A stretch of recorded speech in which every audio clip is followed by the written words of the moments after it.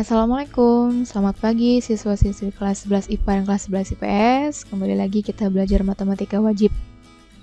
Di semester 2 ini, bab pertama kita akan belajar tentang baris dan deret. Tapi di video pertama ini kita akan belajar tentang barisan aritmatika terlebih dahulu. Oke, untuk itu disimak baik-baik videonya, jangan di-skip biar kalian paham materinya dari awal sampai akhir. Tujuan pembelajarannya ada 3, yaitu yang pertama, diharapkan setelah menyimak video ini, kalian bisa membedakan mana yang disebut baris dan mana yang disebut deret. Lalu yang kedua, diharapkan kalian sudah tahu nih ciri-ciri dari barisan aritmatika. Dan yang ketiga, kalian diharapkan sudah bisa mencari suku ke N dari barisan aritmatika. Oke, manfaat belajarnya apa sih? Pasti kalian kepo dong, apa sih manfaatnya belajar aritmatika atau belajar baris deret ini? Jadi yang pertama, manfaatnya adalah kamu bisa menghitung jumlah tabungan kamu sendiri setelah kamu nabung sekian tahun. Atau kalau di bagian statistik atau sensus penduduk, kamu bisa menghitung jumlah suatu populasi. Nah, contohnya seperti apa? Misal kayak gini, kamu bulan Januari 2021 nabung nih 100.000. Terus setiap bulan kamu nabung tuh 50.000. Nah, pas Januari 2022 kira-kira tabunganmu segimana? Kamu udah bisa ngitung sendiri dengan menggunakan apa? Dengan menggunakan baris dan deret ini. Tahu kalau menghitung jumlah populasi, misal tahun 2021 pemerintah menghitung kalau di Indonesia penduduknya ada 30 juta jiwa. Nah, kalau misalnya setiap tahun penduduk Indonesia nambah 300.000 orang. Ntar tahun 2030 kira-kira berapa banyak nih penduduk Indonesia? Nah, itu bisa dicari pakai baris dan deret ini. Atau yang ketiga, juga bisa menghitung ongkos taksi atau ongkos Grab. Misal, kamu menghitung nih dari Tangerang sampai Jakarta 25 km. Terus kamu tahu setiap 1 km itu tarif taksinya 10.000. Berarti kalau 25 km, berapa ongkosnya? Nah, itu juga bisa dicari pakai deret atau baris. Oke. Dari tadi kita ngomong baris, dari tadi kita ngomong deret. Apa sih bedanya? Silakan simak ilustrasi berikut ini. Oke, di sini ada 2 barisan dan deret. Kalau kalian lihat, sebenarnya sih sama, cuma bedanya kalau barisan itu bentuknya koma, kalau deret itu bentuknya penjumlahan.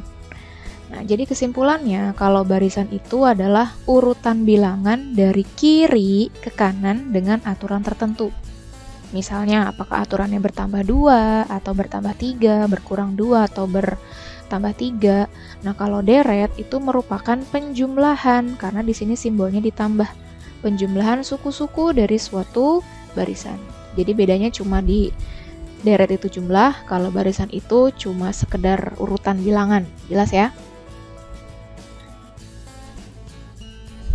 Baris dan deret yang akan kita pelajari ada 2, yaitu barisan dan deret aritmatika dan barisan dan deret geometri.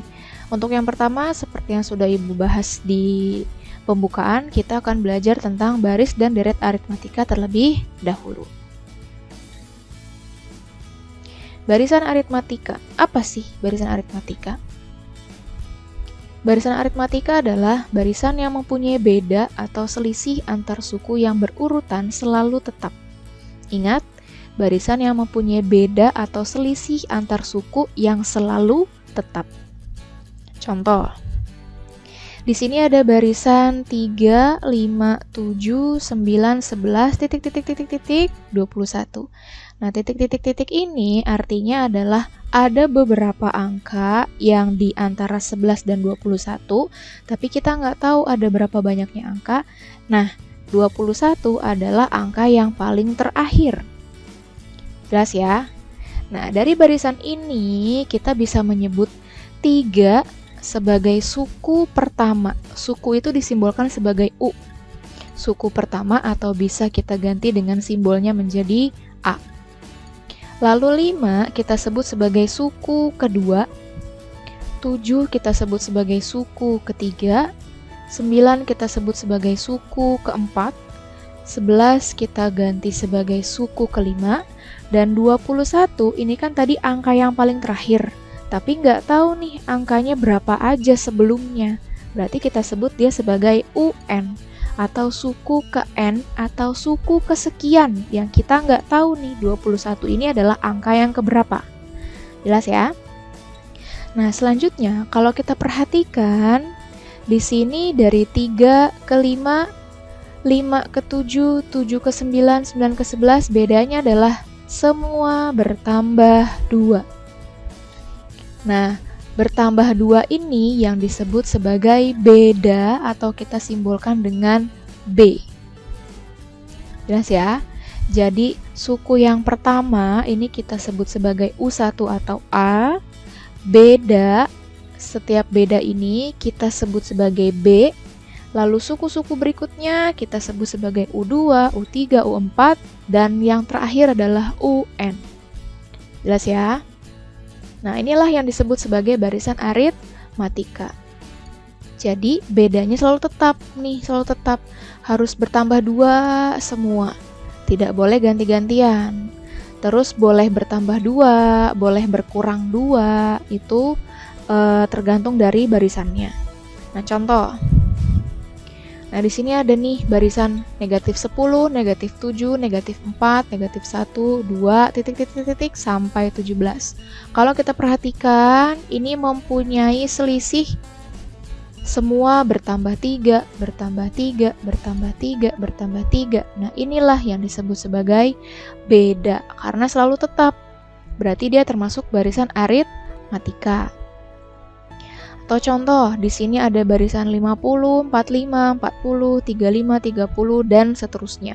Kalau kita perhatikan, setiap suku ini bedanya adalah berkurang 5.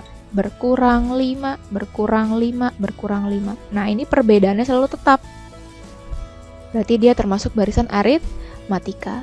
Tapi yang perlu dicatat, yang namanya barisan aritmatika itu bedanya adalah kalau tidak dia bertambah atau dia berkurang. Jelas ya? Kalau barisan aritmatika itu bedanya kalau nggak bertambah atau dia berkurang. Tapi harus selalu tetap.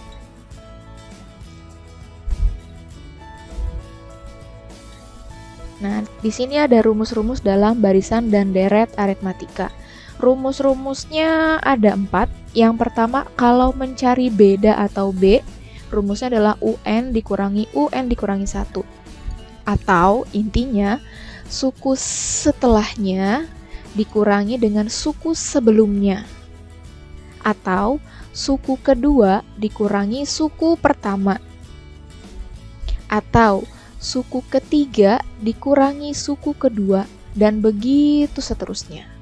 Oke, lalu kalau mau nyari suku ke N, bagaimana nih rumusnya? UN sama dengan A ditambah N min 1B. Lalu kalau mau mencari jumlah suku-sukunya, ketika kita mencari deret, ada 2. Yang pertama adalah SN sama dengan N per 2, dalam kurung A ditambah UN. Ini rumus mencari jumlah deret kalau misalnya suku pertamanya diketahui dan suku terakhirnya diketahui. Ya. Terus kalau misalnya suku terakhirnya nggak diketahui, kalian pakai yang ini. SN sama dengan N dibagi 2 dalam kurung A ditambah N min 1B. Nah, keterangannya U tadi Ibu sudah bilang di awal adalah suku, UN adalah suku ke N adalah banyaknya suku. Misalnya kalau angka-angkanya ada 8, berarti sukunya ada 8, maka N-nya 8.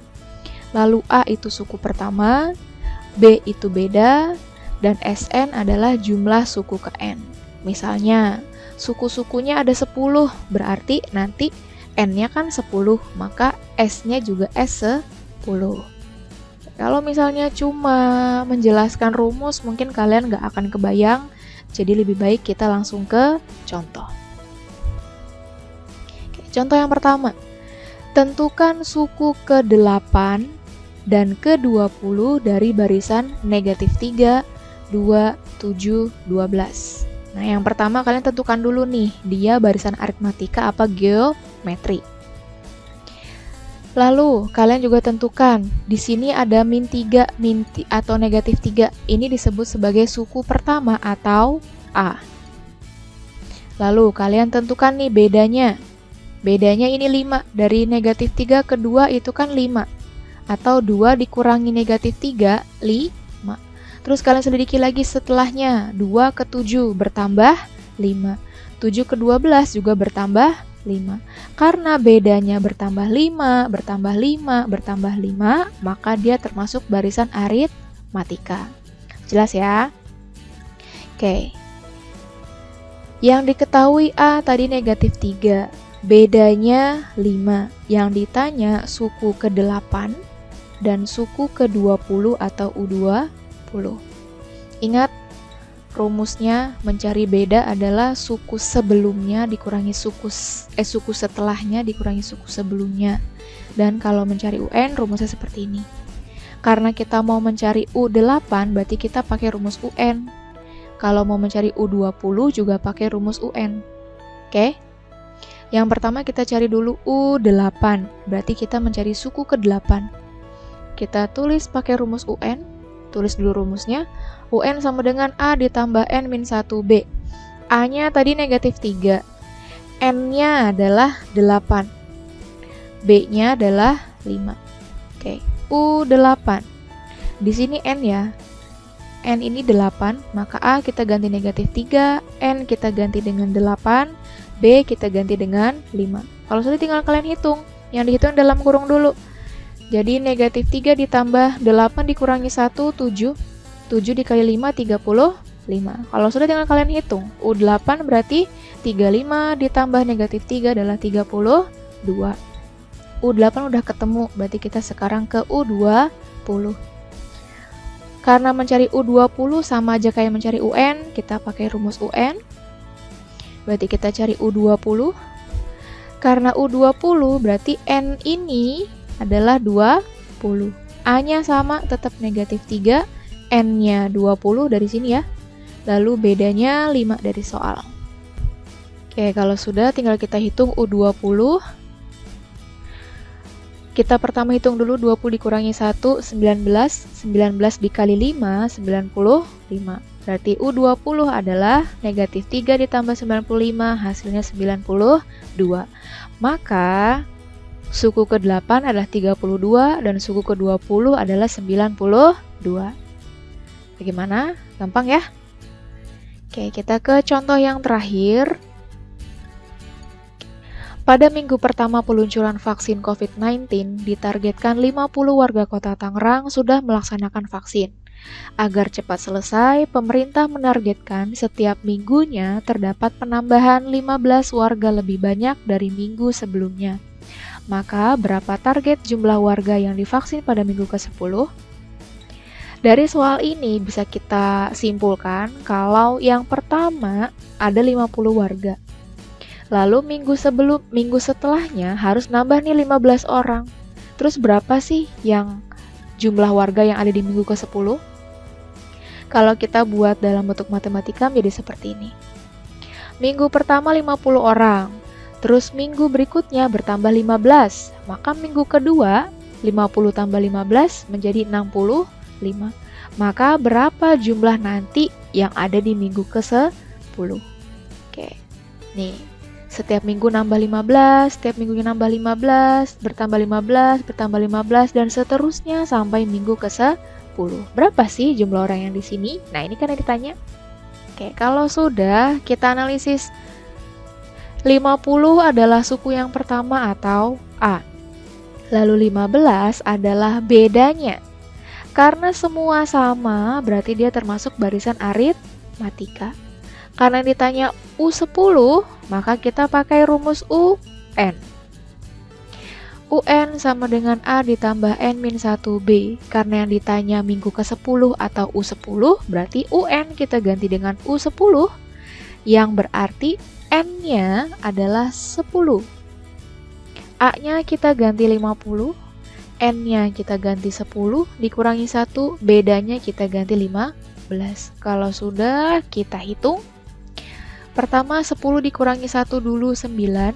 9 dikali 15, 135.